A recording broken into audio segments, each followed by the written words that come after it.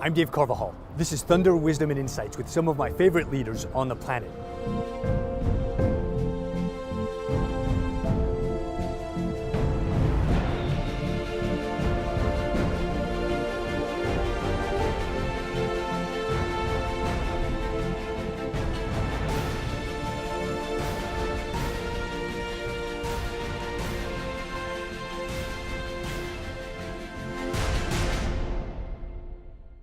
To me, leadership progression in your career are based on a number of things. So the first is, I think you just have to have total self-awareness. You need to be aware of what you do well and what you don't do well. And I think you have to have confidence in the abilities that you have to do things well, to surround yourself with people who are better than you in the things that you don't do well. Don't be afraid of it. Don't be afraid to find people who are smarter than you in some area, who know more than you in another area, have more experience in something. It's okay. It's really okay. And then your contribution is to be able to hold the whole thing together. It was advice that was given to me early in my career, and I think it is absolutely brilliant. In fact, I can honestly tell you, when I left Y&R, after a year, so I'd been in the training program, I was 21, so now I'm 22, I go to Wellsrich Green. They had just won a big piece of business. They thought I came from the training program Y&R, wow, must really, I didn't know anything. But they figured, what the hell, you know, I must know a lot. So they said, oh, you gotta hire 15 people. It's like, what? Hire, what does that mean? How do you hire somebody? Like, I had no clue. So today, there's a whole system, there's a process. Back then, it wasn't quite that organized, and particularly when we were a small company at the time, it wasn't that well organized. They said, no, just go hire him.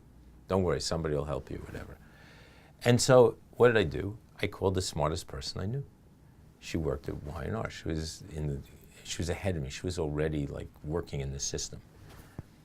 And I said, Sue, here's the opportunity. You got to come. Like, I need the help. This is great. I paid her more than I was getting paid. She didn't know that, but I thought I had to, just in case it ever came up, and I wanted her to know, which I never told her until like a couple of years ago. Here's the joke. 30 years later, we're still connected. And we still work together. And so I brought in somebody who knew way more, she was way more buttoned up than I was.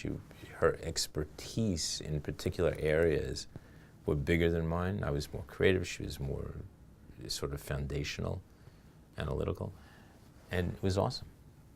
It was fabulous. And then she helped me hire all these other people, and we were very successful. So I think that's the thing, right? You can't be scared. So that's number one. Number two, you got to be an entrepreneur.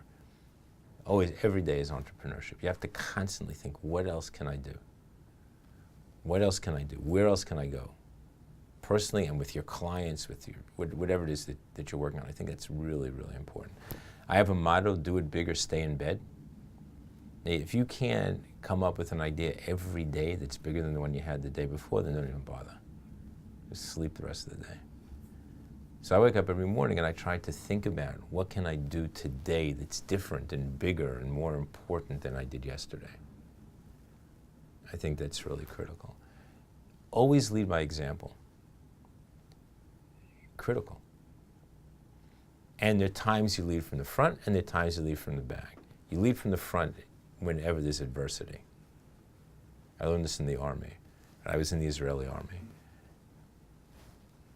You always lead from the front. You don't yell charge and point to the front, you know, and everybody runs ahead and you're kind of standing back there with your sword going, ah!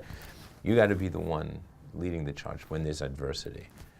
But when there's something, when there's stuff to share, when there's glory, you lead from the back.